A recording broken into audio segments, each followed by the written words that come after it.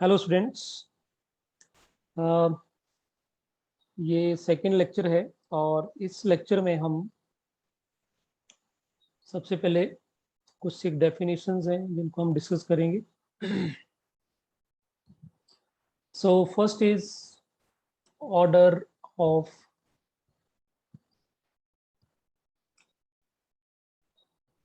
The group.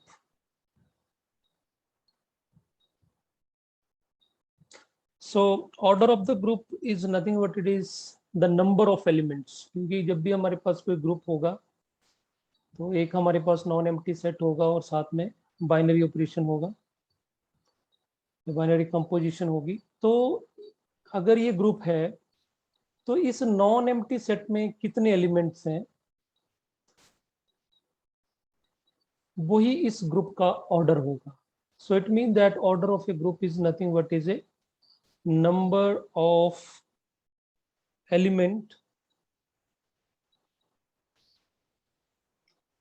elements in a finite group। क्योंकि numbers की बात अभी कर सकते हैं जब ग्रुप आपका फाइनाइट होगा। So number of element in A finite group is called order of a group. और इसको डिनोट करने का तरीका होता है कि जैसे जी हमारे ग्रुप है, so this is order of G, या समटाइम हम ऐसे भी लिख देते हैं O for order of G. So this is notation for order of a group.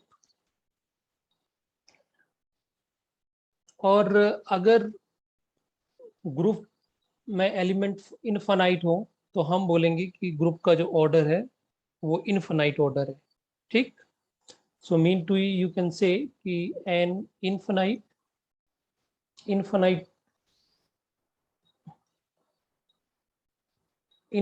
Group G is said to be of infinite order।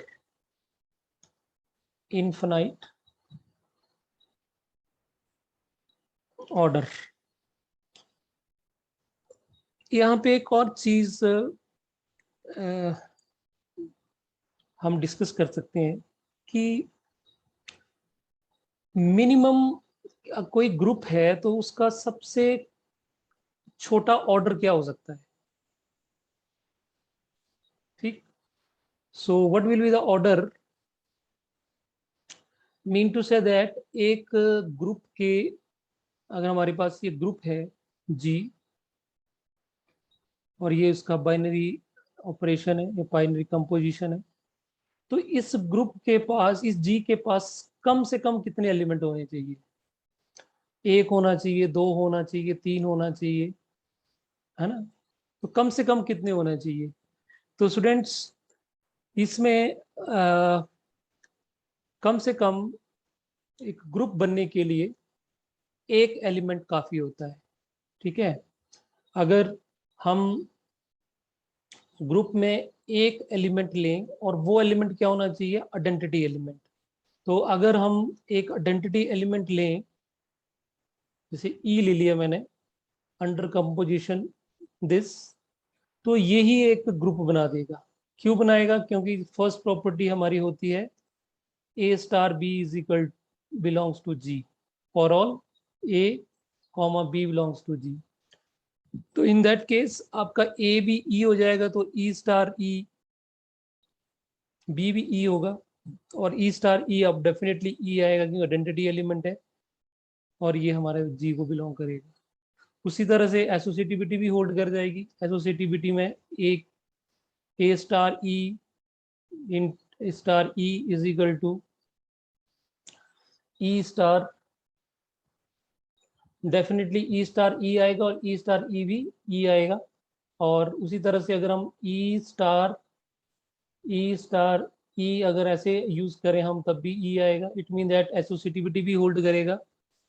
और identity की बात करें तो डेफिनेटली आइडेंटिटी एलिमेंट ई के साथ क्या हम मल्टीप्लाई करें कि ई ही आ जाए, तो आइडेंटिटी एलिमेंट डेफिनेटली ई का ई ही होगा। तो आइडेंटिटी का प्रॉपर्टी भी होल्ड करता है। और आती है बात इनवर्स की, तो ई के साथ हम क्या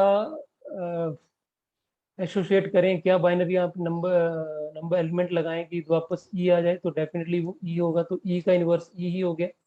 तो ये इनवर्स की बात हो गई और ये आइडेंटिटी की बात हो गई। तो इट मीन दैट कम से कम एक एलिमेंट भी ग्रुप बना सकता है, बट वो एलिमेंट आपका आइडेंटिटी एलिमेंट होना चाहिए अंडर कंपोजिशन। जो भी आपको बाइनरी कंपोजिशन दी है उसके रिस्पेक्ट अगर वो आइडेंटिटी एलिमेंट है तो वो भी एक ग्रुप बना सकता है। तो इट मीन दैट जो लीस्ट पॉसिबल ऑर्डर ऑफ जी जो है वो 1 है। 1 से कम तो ऑर्डर हो नहीं सकता किसी ग्रुप का। तो कम से कम 1 है, 2 भी हो सकता है, 3 भी हो सकता है, 4 भी हो सकता है, 5 भी हो सकता है। Is depending upon the composition and the element of G. What come, सबसे जो कम एलिमेंट हो सकते हैं ग्रुप में वो ओनली 1 हो सकता है। 1 हो सकता है, कम से कम एक एलिमेंट होना चाहिए, और वो एलिमेंट जो है वो आइडेंटिटी एलिमेंट होना चाहिए। ठीक। तो ऑर्डर से ये हमें एक और कंसेप्ट यहाँ पे हमने समझ लिया कि कम से कम कितने एलिमेंट हो सकते हैं। One more definition is, sometime ये ऑब्जेक्टिव क्वेश्चन भी आ जाता है कि ग्रुपॉइड क्या होता है। ग्रुपॉइड, ठीक। सो अगर हमारे पास एक नॉन एम्प्टी एलिमेंट सेट जी है और एक हमारे पास कंपोजिशन है स्टार, अगर इसमें एक प्रॉपर्टी होल्ड कर रही, only one, what that property is closure. तो इट मीन दैट अगर A star B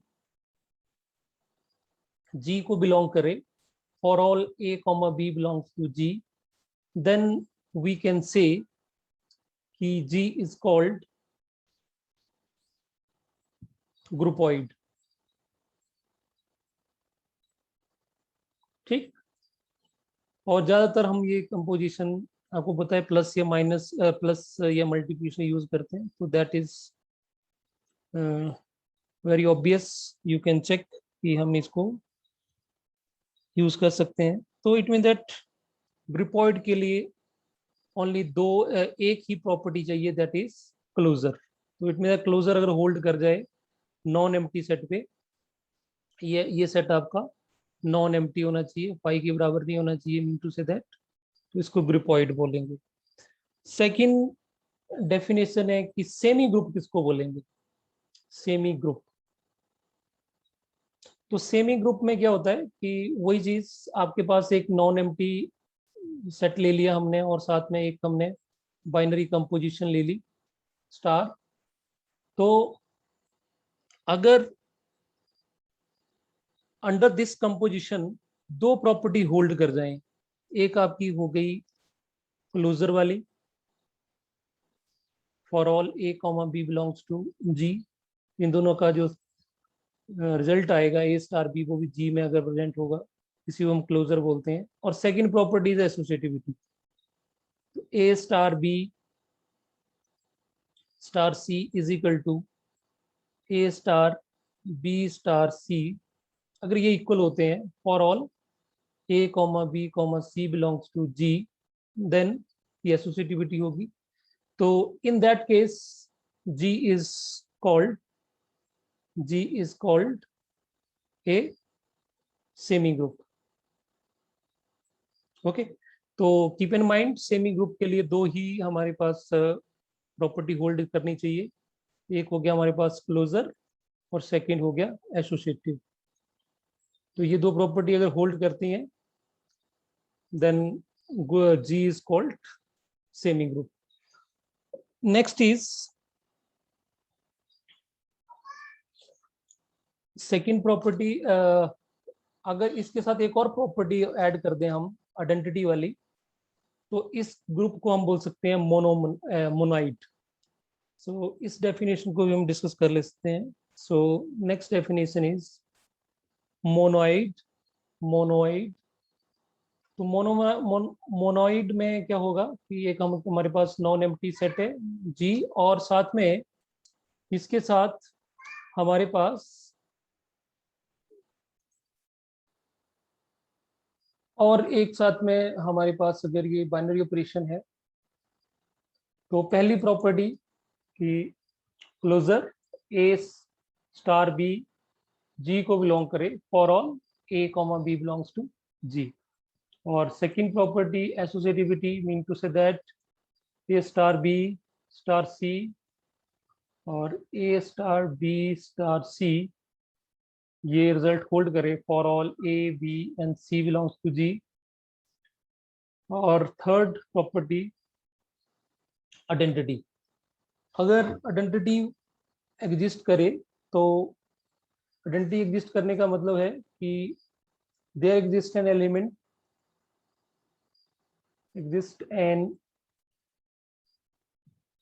element E belongs to G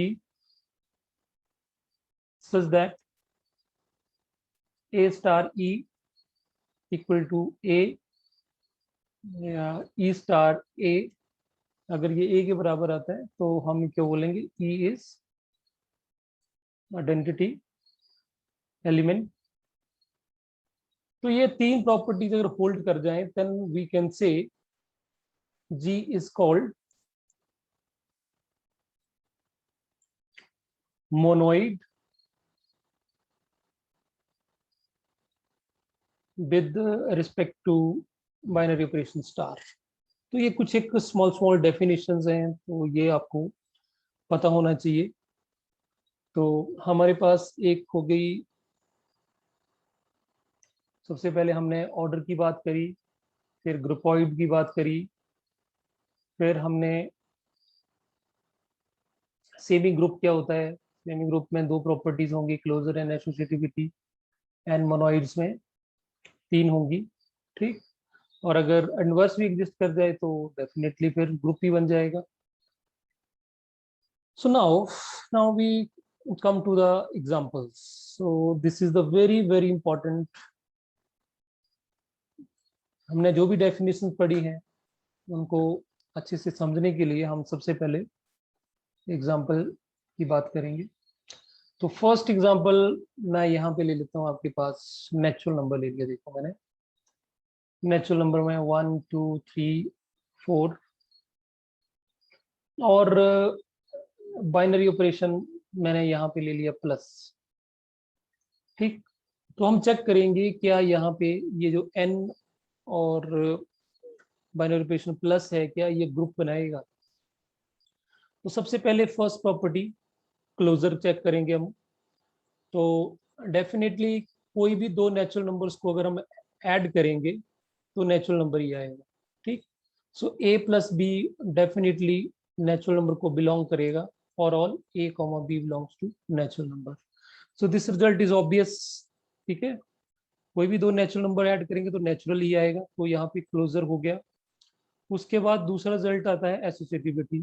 तो एसोसिएटिविटी में यू नो कि नेचुरल नंबर में किसी भी नंबर्स को किसी भी ऑर्डर में ऐड करें, चाहे वो नेचुरल नंबर हो, चाहे वो इंटीजर हो, चाहे वो रैशनल हो, चाहे वो इरेशनल हो, रियल हो, कॉम्प्लेक्स हो, तो नंबर्स में ऑलवेज एसोसिएटिविटी होल्ड करती है, चाहे वो अंडर एडिशन हो या चाहे अंडर मल्टीप्लिकेशन हो, ठीक। तो डेफिनेटली ये भी होल्ड करेगा।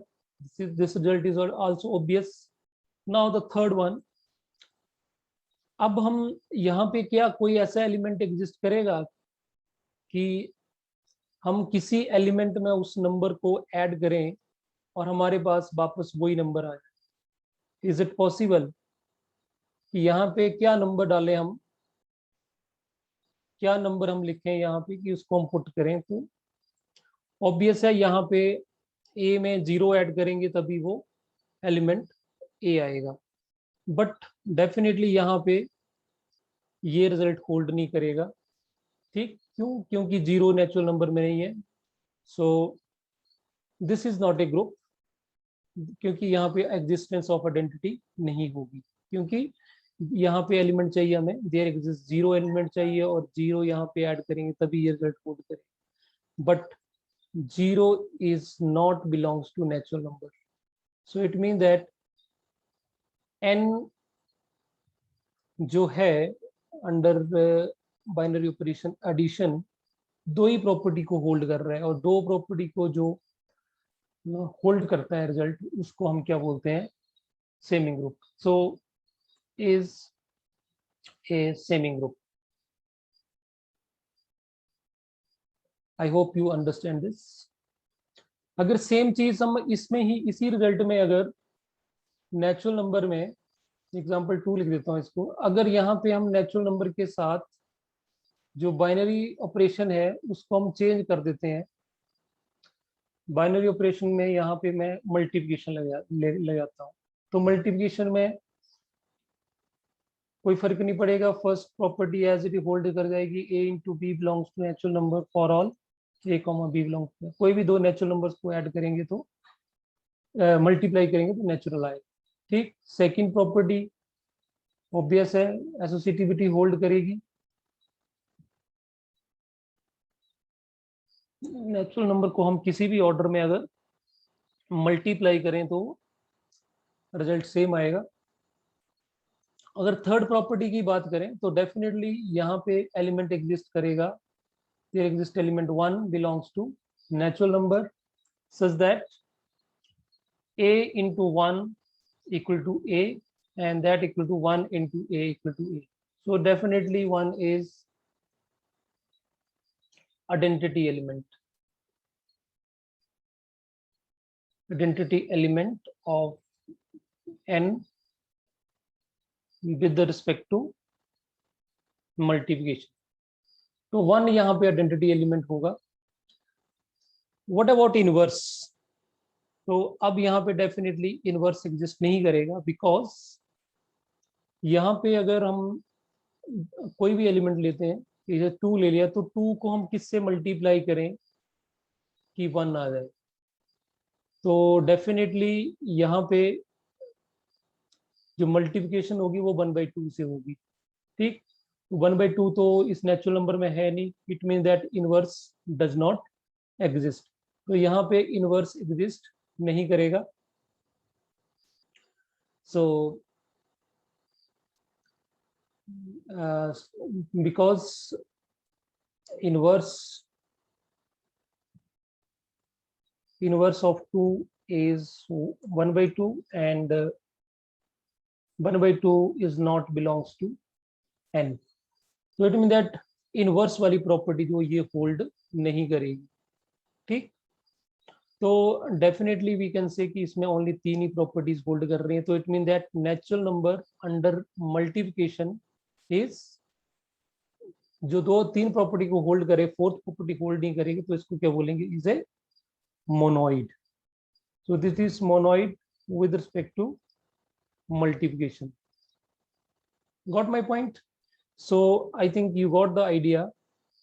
Now अब मैं थोड़ा सा इसको अगले इस पे लेके जाता हूँ. अब मैं लेता हूँ इंटीजर्स. तो यू नो इंटीजर्स में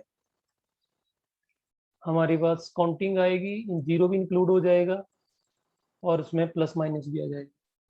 तो पहला हम लेते हैं कि z ले लिया और z के साथ हमने ऑपरेशन ले लिया एडिशन. तो बाइनरी ऑपरेशन हमने एडिशन लिया. तो इसमें डेफिनेटली फर्स्ट प्रॉपर्टी क्लोजर, बार बार लिखने की जरूरत नहीं है, क्लोजर होल्ड करेगी.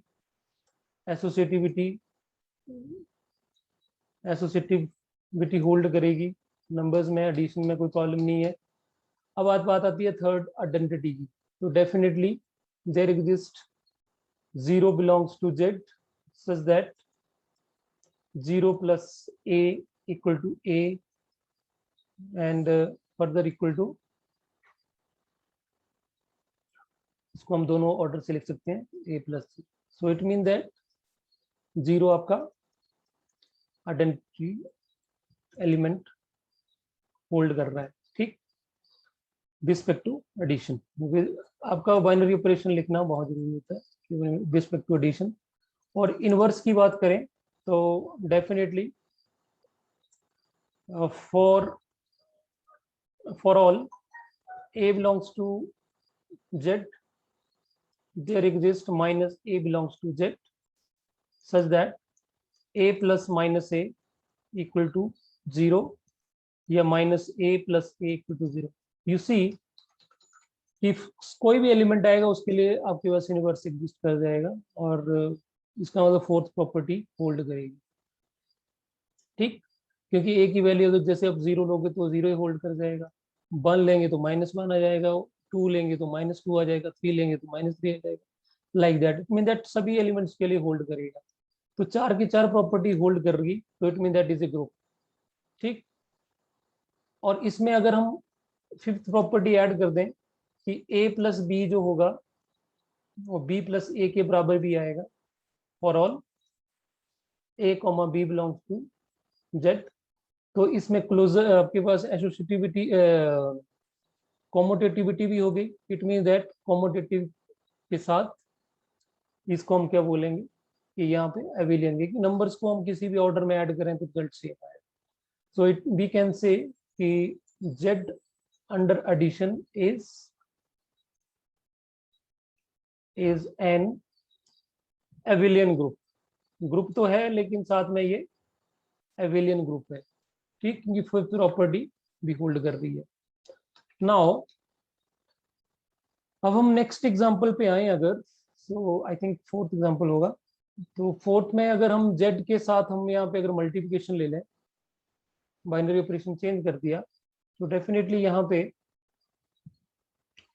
फर्स्ट प्रॉपर्टी क्लोजर होल्ड करेगी, सेकंड प्रॉपर्टी एसोसिएटिविटी होल्ड करेगी, एसोसिएटिव भी होगा, third property existence of identity. तो definitely there exist one hold करेगा यहाँ पे, one belongs to z such that a into one equal to a या 1 into a equal to a for all a belongs to z। So 1 is identity element। उसी तरह से अब fourth की बात करें तो अब डेफिनेटली यहाँ पे हमें क्लियर कट पता है कि जब मल्टीप्लिकेटिव इनवर्स होगा तो 2 का इनवर्स होगा 1/2, तो 1/2 तो इंटीजर में होगा, तो डेफिनेटली 2 का इनवर्स जो है वो 1/2 है, या 3 का, कोई भी एक एग्जांपल लेके आप कर सकते हैं इसमें, या 0 का मल्टीप्लिकेटिव इनवर्स एग्जिस्ट नहीं करता है, क्योंकि यूनिवर्स सभी का एग्जिस्ट करना चाहिए, ऐसे नहीं कि कुछ एक का एग्जिस्ट करे कुछ एक का एग्जिस्ट नहीं करे। जैसे 1 का यहाँ पे मल्टीप्लिकेटिव यूनिवर्स एग्जिस्ट करेगा क्योंकि 1 को अगर हम 1 से मल्टीप्लाई करेंगे तो 1 आ जाए, लेकिन 2 को हम किससे मल्टीप्लाई करें कि यहाँ पे 1 आ जाए, तो डेफिनेटली 1/2 से मल्टीप्लाई करना है, बट 1/2 जो है वो is not belongs to z। तो it means that you can से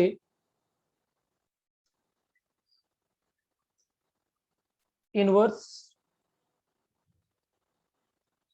does not exist। ठीक, because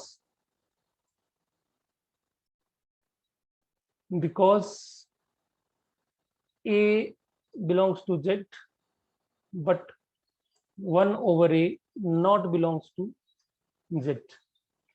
ठीक, when a not equal to 0, 0 को छोड़ के। ठीक, so it mean that it is only 3 property hold कर रही है, चौथी प्रॉपर्टी होल्ड नहीं कर रही है। तो इट मीन दैट जो हमारे पास z अंडर मल्टीप्लिकेशन है इज कॉल्ड, ये इज अ मोनोइड। ठीक, मोनोइड में 3 प्रॉपर्टी होल्ड करेगी, फोर्थ होल्ड नहीं करी रिस्पेक्ट टू मल्टीप्लिकेशन। ठीक, सो नाउ तो अब आई थिंक हमने ये अभी तक एक ही एग्जांपल फाइंड आउट कर पाए हैं, जो ग्रुप है वो है z अंडर एडिशन। तो उसी तरह से अगर हम अब रैशनल नंबर्स के ऊपर आ जाएं, तो डेफिनेटली रैशनल नंबर्स में ये जो a है और 1 over a की जो प्रॉब्लम है वो शॉर्ट आउट हो जाएगी। ठीक है, तो रैशनल नंबर में एक और प्रॉब्लम होता है वो हम डिस्कस करते हैं। देखिए एग्जाम्पल 5 में इसको लिख देता हूँ। अगर हम यहाँ पे रैशनल नंबर लेते हैं q और मैं भी लिख देता हूँ रैशनल नंबर, और यहाँ पे जो इसका मल्टीप्लिकेटिव इनवर्स है वो ले लेता हूँ यहाँ पे मैं, सॉरी बाइनरी ऑपरेशन यहाँ पे ले लेता हूँ मैं एडिशन। ठीक, तो ऑब्वियस है सारी की सारी प्रॉपर्टी होल्ड करेंगी, तो मैं यहाँ पे डायरेक्टली देता हूँ क्यू और प्लस जो होगा वो इज एविलियन ग्रुप होगा, एविलियन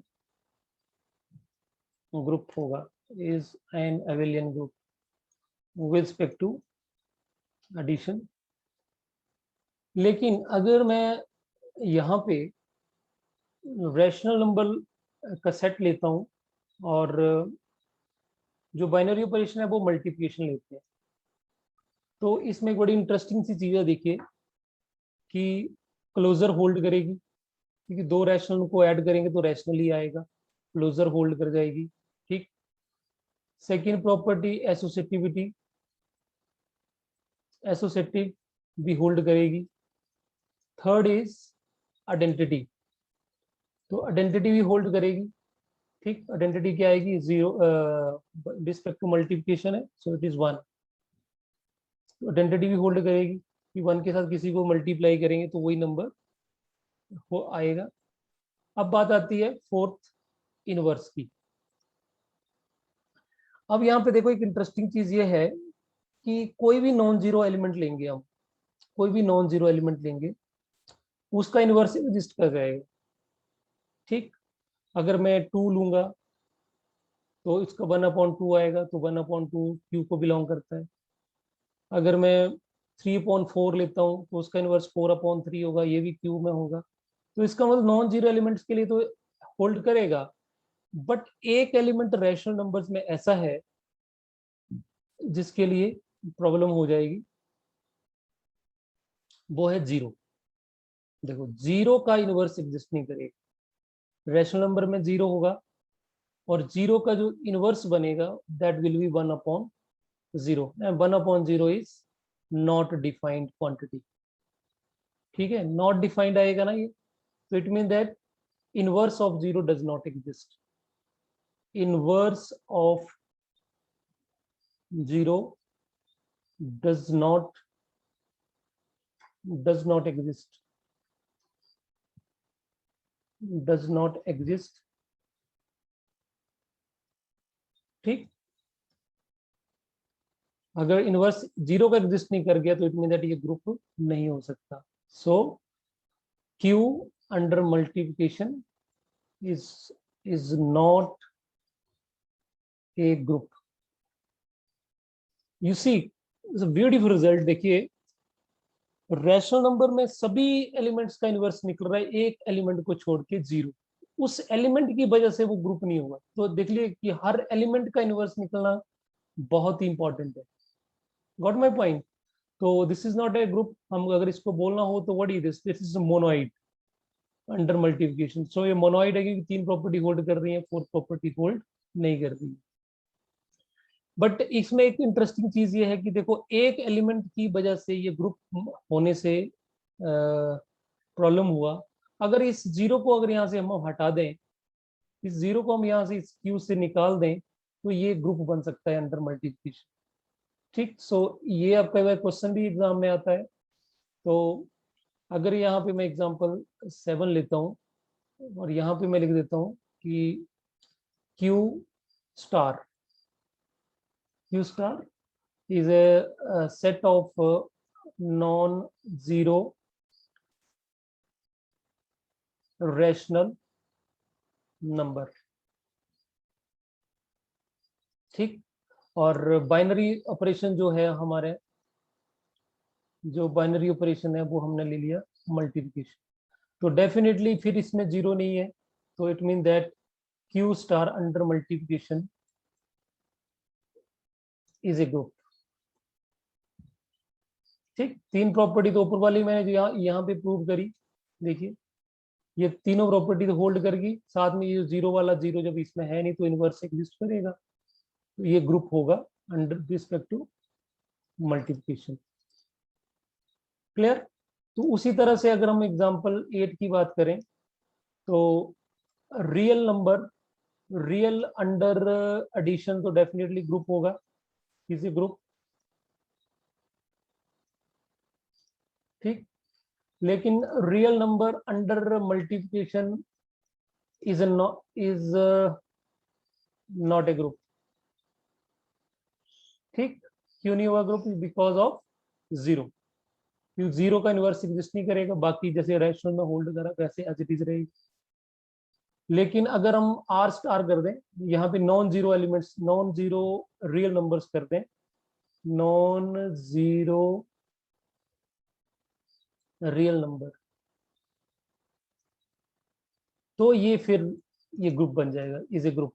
जीरो है नहीं, बाकी का इनवर्स तो एग्जिस्ट कर जाएगा, ठीक। सो this is all the about the number system. अब हम थोड़ा सा नेक्स्ट आगे आते हैं। देखिए एक बड़ा छोटा सा मैं एग्जांपल लेता हूँ। सभी ने क्यूब रूट ऑफ यूनिटी पढ़ा होगा स्टूडेंट्स, ठीक है। अगर हम क्यूब रूट ऑफ यूनिटी की बात करें, क्यूब रूट ऑफ यूनिटी, तो या इसको हम ऐसे भी ले सकते हैं, that is cube root of unity is, तो इसके क्यूब रूट्स ऑफ यूनिटी जो होते हैं वो होते हैं, एक 1 आता है, एक ओमेगा आता है और एक ओमेगा स्क्वायर आता है। तो अगर आपको ये नहीं पता है तो क्यूब रूट्स कैसे है, तो यू कैन से कि हमने x मान लिया, cube root of 1 is x मान लिया हमने, दोनों तरफ अगर हम क्यूबिंग करेंगे तो वी गेट 1। और अगर हम इसको फैक्टराइज करें तो we can write x minus 1 and x square plus x plus 1 equal to 0। तो आइदर दिस इक्वल टू 0 और दिस इक्वल टू 0, तो यहाँ से x इक्वल टू 1 आ गया और यहाँ से x square plus x plus 1 equal to 0 आ गया। तो अगर हम इसको फैक्टराइज करें, फैक्टराइज तो होगा नहीं, अब इस कॉम्प्लेक्स नंबर आएगा, सो फॉर्मूला लगा के minus b plus minus b square minus 4ac over 2a। So this is nothing but it is minus 1 plus minus, यहाँ पे बनेगा 1 minus 4 that is minus 3। So under root iota, जो minus अंदर आएगा उसको अंडर रूट के बाहर निकालेंगे तो आयोटा बन जाएगा अपॉन 2। सो दिस इज एक प्लस में आ गया और एक हमारे पास माइनस में आ गया। तो हमारे पास यहाँ पे जो ओमेगा हो गया वो बन गया हमारे पास minus plus iota under root 3 upon 2, और ओमेगा स्क्वायर हमारे पास minus minus under root 3 upon 2। तो स्टूडेंट्स मेन चीज क्या है कि ये तो हमने मेरे फाइंड आउट कर दिए, और अंडर मल्टीप्लिकेशन में एक और प्रॉपर्टी होती है कि सम ऑफ रूट्स जो आता है वो 0 आएगा यहाँ पे, ठीक है। आप इसको वेरीफाई भी कर सकते हैं, और तीनों को अगर मल्टीप्लाई करें तो 1 आएगा। इंटरेस्टिंग चीज यहाँ पे ये है स्टूडेंट्स कि अगर इसको मैं क्यूब रूट ऑफ यूनिटी का सेट ले लूं, मैं एक मैंने जी ले लिया मैंने 1 ओमेगा एंड ओमेगा स्क्वायर, और बाइनरी ऑपरेशन अगर मैं मल्टीप्लिकेशन ले लूं, या मल्टीप्लिकेशन कई बार डॉट भी लिखते हैं भाई, तो कीप इन माइंड, तो ये एक ग्रुप बना देगा, और ग्रुप बना देगा। तो इसको चेक करने का एक बड़ा सिंपल तरीका है, क्योंकि it is a finite group. So यहाँ पे मैंने ऑपरेशन लिख दिया 1 omega omega square 1 omega and omega square, इसको कैले टेबल बोलते हैं। तो कैले टेबल बना लेंगे हम इसका, तो 1 into 1 is 1, 1 into omega is omega, 1 into omega square is omega square, फिर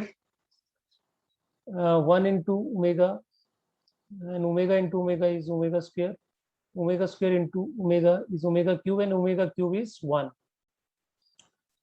So this is omega square 1 into omega square omega cube, that is 1 omega square into omega square, omega 4 is omega. तो you see कि operation करके जो element आए वो सारे के सारे इस जी को बिलोंग कर रहे हैं। इट मीन दैट क्लोजर तो होल्ड कर रही है, ठीक। और डेफिनेटली एसोसिएटिविटी भी होल्ड करेगी। इन नंबर्स को अगर हम आपस में किसी भी ऑर्डर से मल्टीप्लाई करेंगे तो आंसर सेम आएगा, ठीक, अब बात आती है ये आइडेंटिटी एलिमेंट की। तो यू सी 1 के साथ जो भी मल्टीप्लाई होगा वही एलिमेंट आएगा। तो आप इस कॉलम में चेक कर लो या चाहे इस रो में चेक कर लो, जो एलिमेंट ऊपर है वही एलिमेंट नीचे आ रहे हैं, जो एलिमेंट यहाँ पे लेफ्ट में है वही यहाँ पे एलिमेंट आ रहे हैं। तो it mean that identity element हो गया यहाँ पे 1। अब बात आती है इनवर्स चेक करने की। तो आपने सिंपल इन एंट्रीज में देखना कि 1 कहाँ पे, आइडेंटिटी एलिमेंट कहाँ पे है।